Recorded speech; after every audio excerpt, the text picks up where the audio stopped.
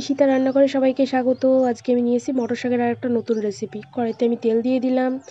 তেল গরম হলে আমি দিয়ে দেব মাছের মাথাটা। গোটা মাছের মাথা নিয়েছি, মাথাটাকে দুভাগ করে নিয়েছি, তাহলে ভাজাটা ভালো হবে। বেশ কড়া করে আমি মাছের মাথাটাকে এপিট ওপিট করে ভেজে নেব। এবার মাছের মাথাটাকে আমি ভাজা হয়ে গেছে, তুলে নেব। একটা তুলে নিয়েছি, এই আর একটা, এটাকে আমি তুলে নিলাম। এবার এই তেলেই দিয়ে দেব কালো জিরে, কয়েকটা কেটে রাখা কাঁচা লঙ্কা দেওয়ার পর এই তেলে দিয়ে দেবো কেটে রাখা ঘষে রাখা আদা কাঁচা লঙ্কাটা আমি ভালো করে ভেজে নেব, যাতে আদার কাঁচা গন্ধটা হালকা চলে যায়। কিছুটা স্মেল থাকবে আদার, যাতে ভালো লাগবে শাকটা। এই সময় দেখুন আমি ভালো করে ভেজে নিয়েছি, দেখেছেন, যাতে কাঁচা গন্ধ কোনোটাই না ওঠে। এবার এখানে দিয়ে দেবো কেটে রাখা মটর শাকগুলো আমি সবটা দিয়ে দিলাম। সবটা দেওয়ার পরে আমি এখানে মটর শাকটাকে ভালো করে এপিট ওপিট করে নেড়ে নেব।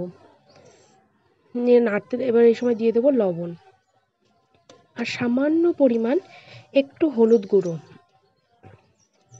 এটা দেওয়ার পর আমি ভালো করে নাড়াচাড়া করে নেব। শাকটা লবণ দেওয়ার কারণে অনেকটাই মজে যাবে। এবার দেখুন অনেকটা আমাদের শাকটা মজে গেছে। আমি ভালো করে আবারও নাড়াচাড়া করতে করতে দেখুন শাকটা থেকে জল বেরিয়ে গেছে অনেকটা। এই জলটাতেই আমাদের অনেকটা হয়ে যাবে, আর কিছু আশা করি দিতে হবে না জল এক্সট্রা করে। এবার শাকটাকে ভালো করে আবার একটু নাড়াচাড়া করে ঘেটে নাড়াচাড়া করে নিচ্ছি। এবার যে মাথা দুটো ভেজে রেখেছিলাম ওই দুটোকে ভেঙে নিয়েছিলাম আমি, ভেঙে এবার শাকটার মধ্যে দিয়ে দিলাম। শাকটার মধ্যে দিয়ে ভালো করে নাড়াচাড়া করে নিচ্ছি।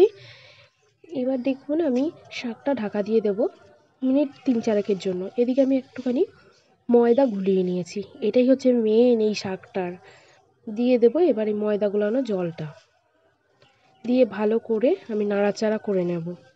আপনারা এই শাকটাকে কি বলেন আমার জানা নেই।